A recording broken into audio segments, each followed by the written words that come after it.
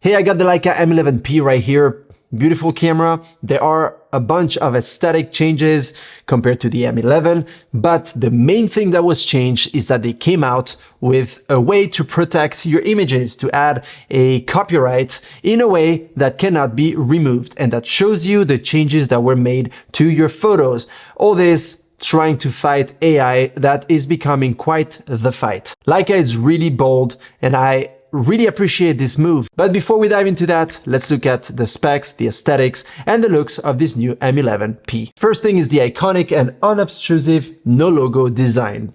So there is some sort of a screw instead of the red dots, and other than that, there is not much else that says Leica, other than the top plate that says Leica camera, Wetzlar, Germany, with the Leica signature on top, and that looks absolutely beautiful. This comes in two versions. I have the black one here, but there's also a silver one. The black one will have an aluminum top cover, scratch-resistant black paint finish, while the silver one has a brass top cover with a chrome finish. There is a dark chrome viewfinder that looks very, very nice, and once again, very stealthy. And the back monitor, like we've seen on the M11 monochrome, is now made of sapphire. Sapphire is great for scratch resistance, but it is not shutterproof. In fact, I would advise to put a little protection like I have right here. Internally, like for the M11 monochrome, there is a 256 gig internal storage. That is great for those that do events, reportage, said in good French, or any sort of photography where you need to store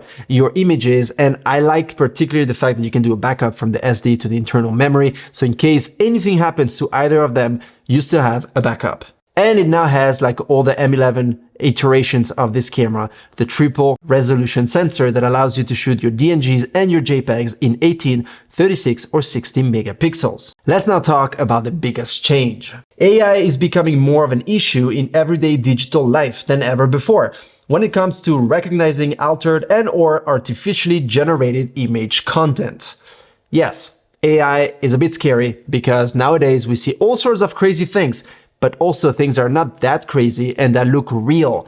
And it can be a problem when there is a conflict or for reportage or for any type of photography where it can be a problem if you lie or if you give false advertisement and it opened the door to a Pandora box. Leica managed to offer an initial technical solution that was successfully verified together with Adobe and New York Times. The user can sign image content and have changes verified transparently and comprehensively by an authorized entity. This can make a significant difference, especially for professional photographers like reporters, whose agencies may only accept CAI, certified content, in the near future.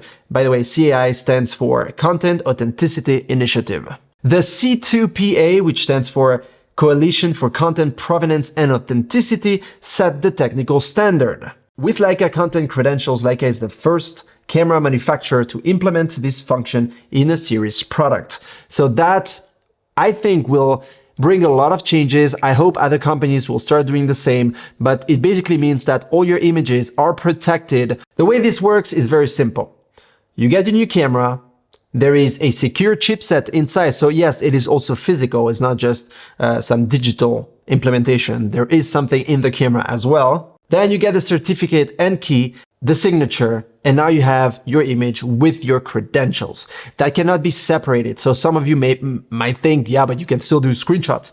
You can, but you're going to lose all the quality, the resolution, the information, the data, everything about that image. And obviously you're not going to have the original. And if you try to take the original, it's going to stick to it and you're going to get your copyrights and all your information, what camera you shot with, what was the brand, all the EXIF data, your name or whatever name you use, and so forth. There is no watermark on the image itself, just to be clear.